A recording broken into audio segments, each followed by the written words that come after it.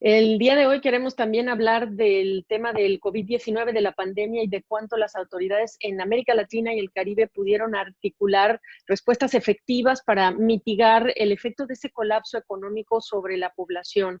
Pero siendo un continente con altísimo nivel de informalidad y países con altos niveles de informalidad, esa tarea, por supuesto, que se antoja titánica. Y quien ha estudiado muchísimo de este tema, y me da mucho gusto saludarlo, ahí lo tienen, al economista Hernando de Soto, presidente del Instituto Libertad y Democracia. Saludos hasta Lima, ¿cómo estás? Yo muy bien, y Gabriel, espero que tú también sobreviviendo. Exactamente, sobreviviendo y pidiéndote análisis. ¿Aprovecharon los gobiernos, desarrollaron algún mecanismo efectivo? ¿Hay un país que te dé el ejemplo de cómo atacar o mantener a flote a esa población informal durante la pandemia? No, la verdad es que ninguno de ellos ha podido, porque si hay algún aspecto positivo a esta pandemia, que no los hay muchos, ¿no? Porque mucha gente va a sufrir, mucha gente va a morir, pero si hay algo que está bueno es que podemos por fin comenzar a definir lo que es informalidad, ¿no? La gente confunde informalidad con pequeña y mediana empresa y con gente generalmente pobre, y eso no es el tema. El tema de la informalidad son ese 60-70% de la población en los países en desarrollo, e incluyo entre ellos a los países excomunistas que no han integrado el sistema global. Y entonces, para mí lo importante ahí es que al no integrar el sistema global, es decir, que no han entrado en el sistema de derecho, no están en los registros, y al no estar en los registros, evidentemente no están normados como el resto de nosotros. Eso es el factor importante. Entonces, ¿qué es lo que ha permitido ver ahora la pandemia? Que es que cuando se ha dicho, bueno, ¿dónde están? ¿Cómo los ayudo? ¿Cómo creo yo incentivos para que no salgan a la calle? Para bonificarlos, para apoyarlos. Se sabe ahora que el problema es que no hay información sobre ellos porque no están registrados. Y el registro viene generalmente de la propiedad, porque un registro de identidad, tú puedes estar pues en Atlanta, puedes estar viajando por California, Dios sabe dónde están. Y todos saben que en muchos países la gente registra nacimientos, pero no necesariamente registra muertos, que es la razón también por la cual hay tantas votaciones falsificadas en el tercer mundo. Pero si no hay registros de propiedad, es decir, cosas que vinculan a la gente a su fortuna, al lugar donde radican, al lugar donde trabajan, con quién están viviendo, tienen hijos, todas las cosas que permiten, por ejemplo, a un policía encontrar a un criminal o a un gobierno ayudar a bonificar a alguien que está a su lado, estamos viendo que no los estamos alcanzando. Entonces, en ese momento nos estamos dando cuenta, uno, que al no poder identificarlos y ubicarlos, no podemos ayudarlos. Número dos, que tienen que salir, porque como no están identificados y ubicados, tienen que tener contacto físico para poder comercializar, producir, porque la cosa es de mano a mano, ¿no? La cosa es de físico a físico, porque no pueden ser virtuales como nosotros. Y la tercera cosa que también es clara, es que no pueden formar capital. Y el resultado es, como lo acaba de anunciar el director general Guy Ryder de la Organización Internacional del Trabajo, que es de los 3.300 millones de personas en el mundo que trabajan, que llevan el pan a su casa, ¿no es cierto? Desde la esposa que hace tortas, hasta el caballero que hace mecánica, hasta los hijos que hacen encargos diversos. De los 3.300 en el mundo, 2.000 millones y el 60% son informales en el mundo. Y eso incluye a China, dicho sea paso, eso incluye a China. Entonces, lo que estamos descubriendo ahora es que ese sector informal no es sencillamente un sector marginal, es un sector crucial, sí, en el cual en un mundo de plagas y en un mundo de interdependencia global está enormemente perjudicado en condiciones desiguales, y que las consecuencias de, por ejemplo, una segunda ola de pandemia podrían ser no solamente, como dice la OIT, que esta gente perezca, sino que esta gente se levante. Yo creo que va a haber, las consecuencias de estas las vamos a recién comenzar a ver y sufrir en carne propia en los próximos días o meses. Ok, si no viste en el mundo un ejemplo o en la región un ejemplo de cómo vincular, acercar, puentear esa ayuda hacia los informales, ¿cuál es el costo sin pensar todavía en una segunda ola, solamente separando lo que no se hizo en cuanto a precarización, pobreza, etcétera? ¿Cuál va a ser el resultado neto que ya estás viendo que sí podemos empezar a cuantificar? Bueno, el resultado, por ejemplo, lo que podemos ver hoy día en el Perú y el resto de los países no son muy distintos en sentido de números, ¿no? Hay lo que los americanos llaman leads and lags, ¿no? Puede tomar más tiempo, menos tiempo. Pero esencialmente, por ejemplo, ahora lo que ven en Lima son que la venta en las calles del tercer mundo, que es muy típica, hay una serie de ambulantes y comerciantes que no han podido vender, que no hay nada de e-commerce, que lo van a hacer a través del internet.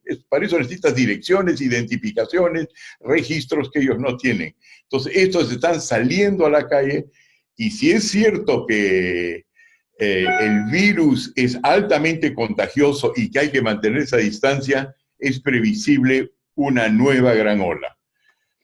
Y en ese momento ya vamos a comenzar a poner la cosa ya no solamente en manos de los médicos, sino ya hay que ponerlo en manos de políticos de envergadura, donde entra el fenómeno de la propiedad.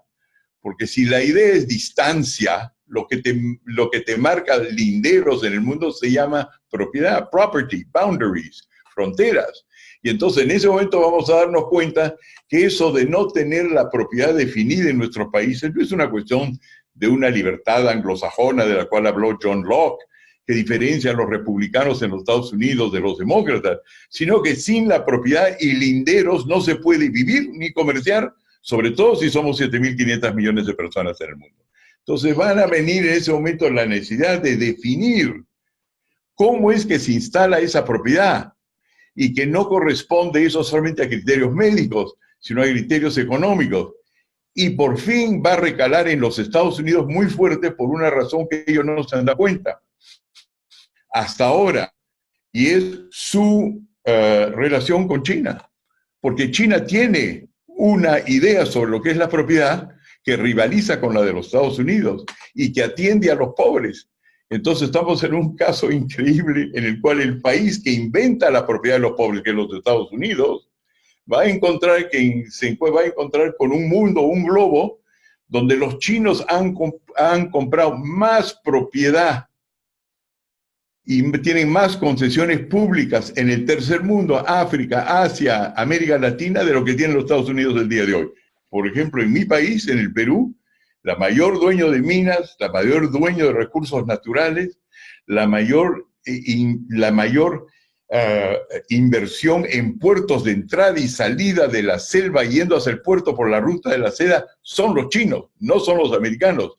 Y ahora que han decidido ambos que son los nuevos rivales, ¿no? La balanza de poderes en el mundo, las consecuencias de esta pandemia va a ser que comience una era completamente distinta en las relaciones internacionales del mundo, y ya no es capitalismo como comunismo, sino capitalismo a lo chino versus comunismo a lo americano. Y no tiene nada que ver con democracia, sino tiene que ver con quién se siente más cercano a los pobres.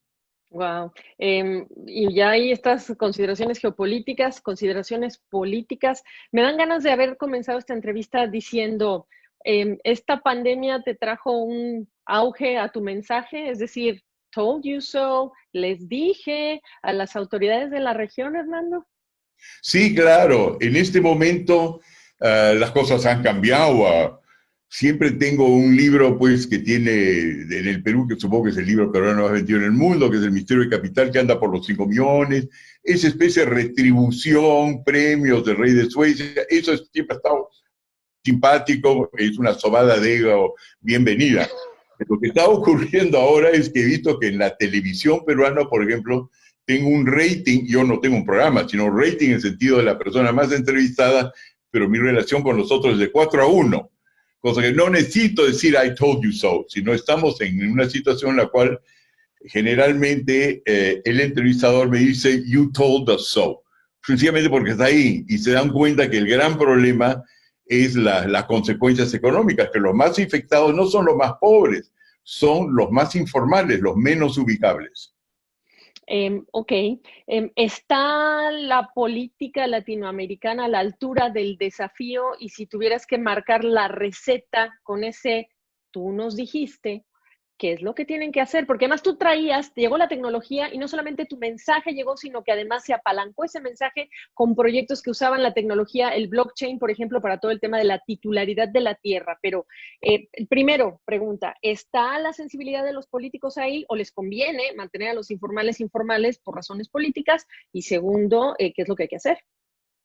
Bueno, lo primero que va a pasar es que ya llegó, es interesante, Gabriel, como estas cosas, el mensaje de una manera en la cual ya no es que son los pequeños, ya no es que son los pobres, ya no es que más mujeres, que es esto, sino es la mayoría de nosotros. La mayoría de la superficie del mundo está bajo control de los informales, ya está claro. Y no solamente esto, sino en las ciudades, y están hacinados. Y los informales, cuando están descontentos, se pueden hacer cosas interesantes, pacíficas, constructivas, o si no se maneja, pueden ser sumamente destructivas, porque van a querer necesariamente un nuevo orden. Y no nos olvidemos que antes que comience la pandemia, el gran tema no era la medicina, el gran tema era la desigualdad y el resurgimiento de gente como Piketty.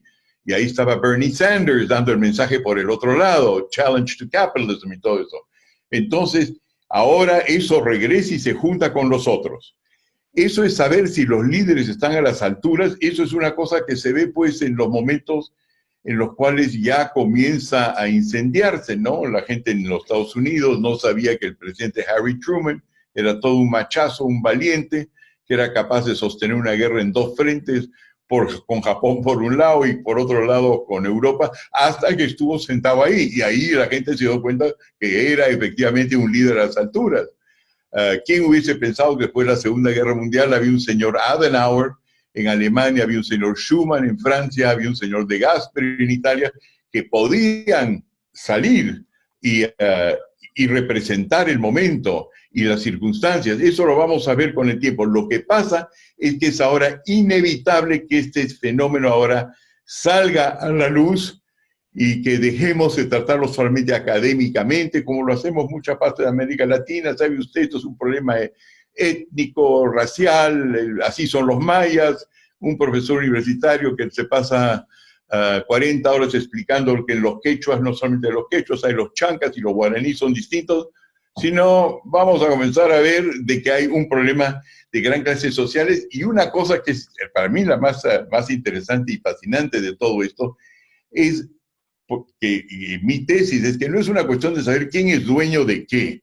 Eso está muy claro hasta en la miseria más miserable que puede existir en Argentina, porque hay un perro que ladra ahí y nadie puede entrar a un cierto lugar o no dentro de la ley, porque hay otros tipos, si se quiere, de registro.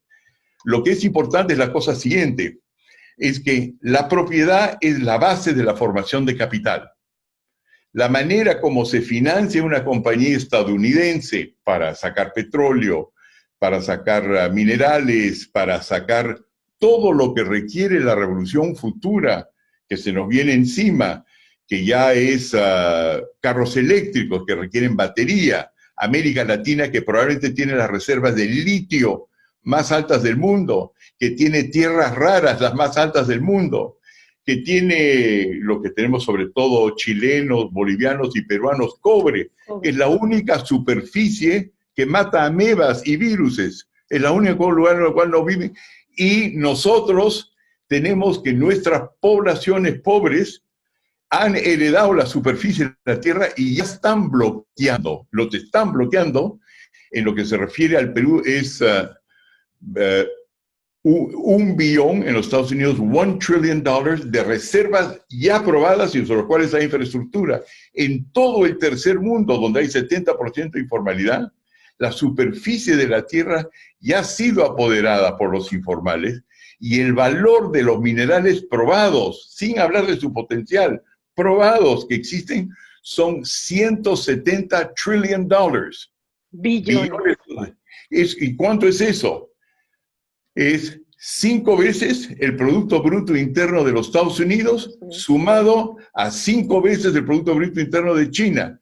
Y entonces ahora lo que va a pasar es que toda esa compra por los chinos de enormes terrenos en África que hemos visto venir, ¿no es cierto? La ruta de la seda, puertos, ferrocarriles, han hablado de hacer un ferrocarril y una carretera y un oleoducto que cruza toda América Latina, un nuevo canal de Panamá, es para poder sacar esos recursos. Y en ese momento, ese es el terreno, olvídate de los aranceles entre los Estados Unidos y China. Si el jabón Camay va a costar ahora más o menos, y si el chop suey va a costar más o menos en los Estados Unidos. El gran problema que se viene actualmente es que, por lo que yo he podido ver, ya se han comenzado a dar cuenta en los Estados Unidos cuando el presidente Trump ha ofrecido a Dinamarca comprar Groenlandia. Si se están dando cuenta que al margen de una economía virtual, el hecho es que hay un solo planeta donde se ha probado que hay vida y es este. Elon Musk puede seguir enviando cohetes a Marte si quiere, pero por mientras tanto los chinos están en la mayor parte de la superficie de la Tierra y ese va a ser el reto de la nueva Guerra Fría y por lo tanto, como la gente funciona en base a ideas y conceptos, la informalidad, mejor dicho, dónde se decide o cuál de los sistemas acoge más a las clases que se están rebelando en Santiago de Chile, hace unos cuantos meses, se están revelando en los bulevares de París, en las avenidas de Bruselas, etc. ¿Cuál de los dos capitalismos va a atenderlos más rápido? Wow. Óyeme, y si alguien que vive en México, en Lima, no sé, porque tú me estás hablando de un nuevo orden mundial que puede ser propuesto por estas condiciones y estas coyunturas que me estás diciendo, el COVID lo acelera casi. ¿Hay algo, bancarizar, usar el blockchain para titularizar a nivel local, nacional, comunitario? ¿Qué hacer? O estás hablando de una nueva generación, o ya no hay nada que hacer, es inevitable. No, es inevitable el cambio. Mira, la forma de verlo, y lo vamos a relacionar a blockchain si tú quieres, la forma de verlo es que en 1979 Deng Xiaoping dijo, me da lo mismo si el color del gato, yo lo que quiero es que case ratones, y comenzó a mover hacia un tipo de capitalismo de Estado, pero capitalismo con propiedad, con corporaciones, con moneda sana, con contabilidad china. Luego, en 1989, colapsa la Unión Soviética y con ella financian los países de Europa del Este. Knockout, en ese momento significa de que el comunismo como filosofía o como un accionar económico desaparece. Y lo que hay son distintos tipos de capitalismo, algunos dirían ya esto no es capitalismo, es otra cosa, pero lo que usted quiera. Esta es la única opción que ocurre. Lo que pasa es que, venido el consenso de Washington, que es cuando todo el mundo se pone de acuerdo que el capitalismo significa libertad de movimiento, una serie de cosas, tal como se ha dictado y se ha hecho el sistema en el mundo, no ha logrado incluir a 2/3 partes de la población. 2.000 millones de personas, que si hablamos las personas con quien viven, que mantienen, el abuelo que es un dependiente, el hijo que está en el colegio, son 4.000 millones de personas que vienen a ser más o menos el 60% del mundo, porque tenemos 7.500 millones de personas. Esas personas que la gente dice, we have left them behind, ahora ya no están tan behind. Esas personas ahora son el centro de un gran poder productivo que sale adelante. Y el tema no es saber de qué son dueños. El tema es saber cómo lo que ellos tienen se puede documentar de tal manera que comienza a crear dinero. Me explico. El dinero, la gente siempre cree que el dinero es hecho por el Fed, un banco central de reserva que tiene una máquina que bota billetes. No es cierto. En los Estados Unidos, ni el 4% del dinero es sacado por el Fed. Ni el 4%. El dinero que se utiliza para hacer transacciones en los Estados Unidos viene de los bancos. ¿Cómo crea un banco el dinero? Tú casi no ves cuando te dan hacen un préstamo, no te pones, salvo que estés viendo una película de Scorsese o de gángsters, no te van a poner pues en una maleta, ¿no? Se transfiere virtualmente. Eso se logra porque la persona que pide el préstamo, que pide la persona, el banco, y el banco que se lo va a dar, o el hedge fund que se lo va a dar, o la compañía de inversiones que le va a dar, va a girar dinero a cambio de seguridad. Es double entry bookkeeping. Es entrada por 2 libros. Por un libro, el hecho que la persona que solicita dinero y capital dice: yo soy dueño de esta parte de la Amazonía. Puedo comprar y venderla, o puedo alquilarla, o puedo concesionarla. Y esa es mi seguridad, y yo entro por una ventanilla. Si el título o los títulos que componen este paquete son correctos y se conforman con el Securities Exchange Commission, es decir, la Bolsa de Valores de los Estados Unidos, leyes de 1933 y 34, que es the Securities Acts of the United States, que son ya prevalecientes en todo el mundo, a cambio de eso y un buen underwriting y de acuerdo a las leyes de los Estados Unidos y la prueba de que la Amazonía verdaderamente es la propiedad de ese señor Suárez o Goytisolo o lo que sea, emiten el dinero. El dinero es emitido en base a que yo tenga confianza porque sé quién eres y sé que tienes algo que perder. Entonces, lo que hay que hacer ahora es hacerse la pregunta siguiente. Es no si se han dado cuenta los pobres de que tienen, pues ya se han dado cuenta perfectamente. Están todos los pueblos jóvenes, todos los pueblos de miserias, están claramente con sus paredes, están claramente con policía que respeta lo que tienen. La pregunta es, ¿cuál de los 2 sistemas de bolsa de valores van a reconocer que lo único que falta son una pequeña cantidad de documentos que tienen los pobres de América Latina, de África o de Asia, ¿no es cierto?, van a poder ser certificados de manera tal que la bolsa los acepte abiertamente. Lo que no se ha dado cuenta la bolsa, por ejemplo, en los Estados Unidos, es que hace años que lo están aceptando. Lo que pasa es que están empaquetados por compañías petroleras grandes y están incluidos ahí como si fuera una lima dentro de una torta de Navidad que le pasa a uno un preso. Pero hace tiempo que tú no puedes perforar en ningún país en desarrollo si los que están encima no es compensados o se surge el Estado Islámico. En otras palabras, los informales iban a llegar a ser igualito a nosotros en 30 años, 40, 60 años. Mi apuesta es que ahora van a tomar 5 años. Y van a tomar 5 años porque lo que no lo hacen, se van a encontrar un estado de pobreza inmensa. No hay otra cosa que absorberlos. Y los informales, y hay gente, como tú sabes, en nuestros países que siguen con ideas neomarxistas, revolucionarias, islamistas. Tenemos Hezbollah en América Latina. Existe esas cosas, ¿no? Esas teorías.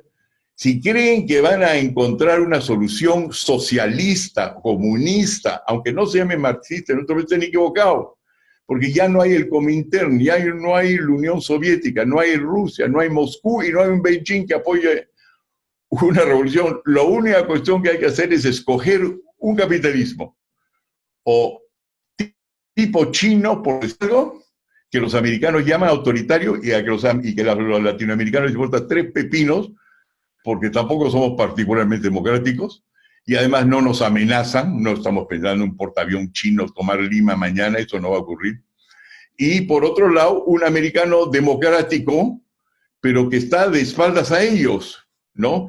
Los 2 van a tener que cambiar y nosotros somos el campo de batalla, los países del tercer mundo, donde los 2 poderes se van a enfrentar. Y esa es la nueva división del mundo. Wow, qué clase nos acabas de dar, qué reflexión tan importante en el momento que está ocurriendo cuando estamos hablando de este tema. Mil gracias, Hernando de Soto, por ponernos a pensar en cómo ver esa informalidad y lo que va a representar en cuanto a ese nuevo orden mundial. Es básicamente lo que me estás diciendo. Muchas gracias por esta entrevista. Yo te lo agradezco a ti y la verdad es que, como se dice en inglés, uno es tan bueno como son las preguntas. Y voy a estar escribiendo un montón sobre esto. He sido llamado por ya 30 jefes de Estado en los últimos meses y ya no es el Islam contra el cristianismo, etcétera. Lo interesante, te quiero decirlo, es que este es el primer programa internacional en el cual alguien me hace la pregunta que provoca la respuesta, y te lo agradezco muchísimo, Gabriela. Un placer, Hernando de Soto, ahí lo tienen. Saludos hasta Lima, un abrazo, cuídate mucho. Un abrazo, Gabriela. Gracias, tú también.